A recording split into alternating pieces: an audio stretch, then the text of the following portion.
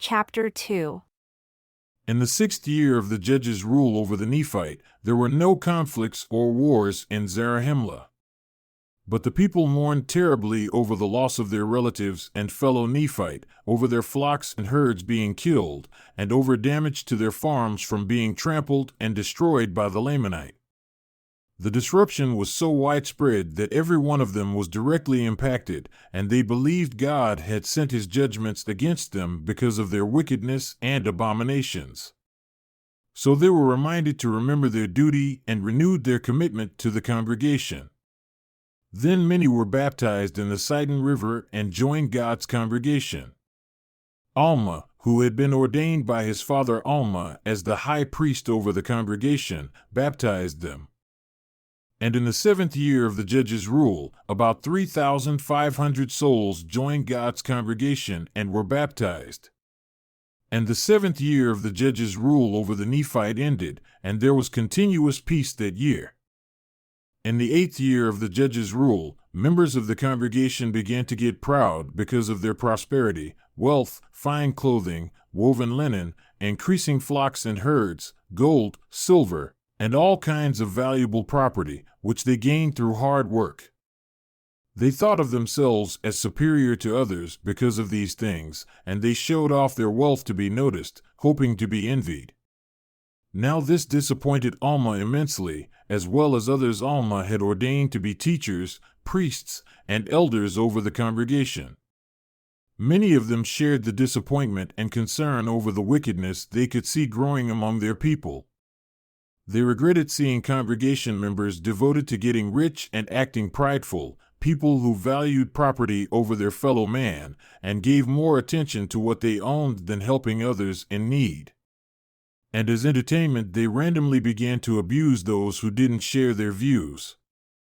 So in this 8th year of the judge's rule, significant tensions developed among the congregation members. There was jealousy, arguments, malicious and abusive conduct, and pride, even worse than the pride of those who didn't belong to God's congregation.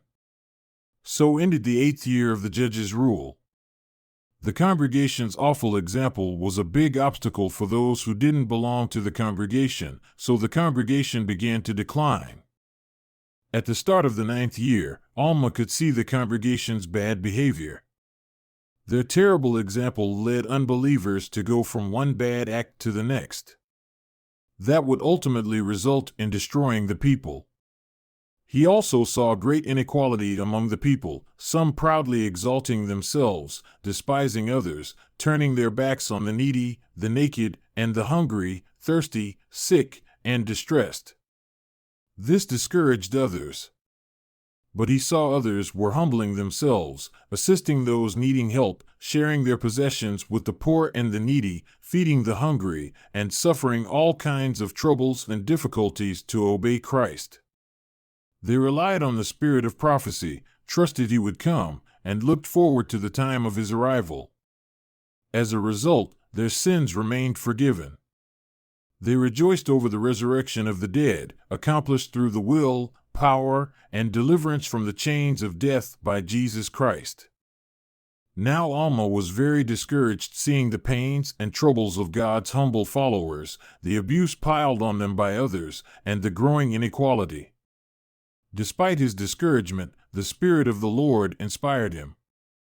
He appointed a wise man from the congregation's elders, and the people voted to authorize him to adopt new laws, consistent with their existing law, to limit sinful, criminal behavior.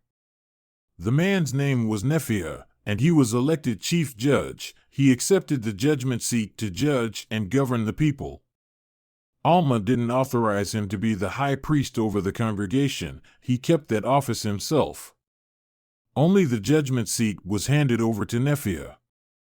He did this to free himself to go preach God's word to the Nephite and urge them to remember their duty.